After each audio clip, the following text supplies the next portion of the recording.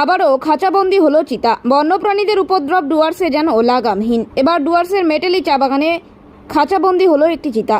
লোকালয়ে বাঘের আতঙ্কের রেশ কাটাতে বন দপ্তরের তরফে পাতানো হয়েছিল খাঁচা, আর সেই খাঁচাতেই বন্দি হলো এবার চিতা।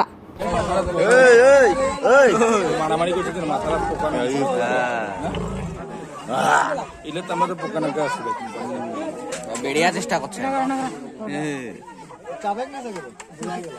গেলা দাঁত এ দেখো দাঁত উঠে আছে নাকি হেটত এই নিচে গিয়ে লাগনি দাঁত হিয়া দাঁত के लगी ना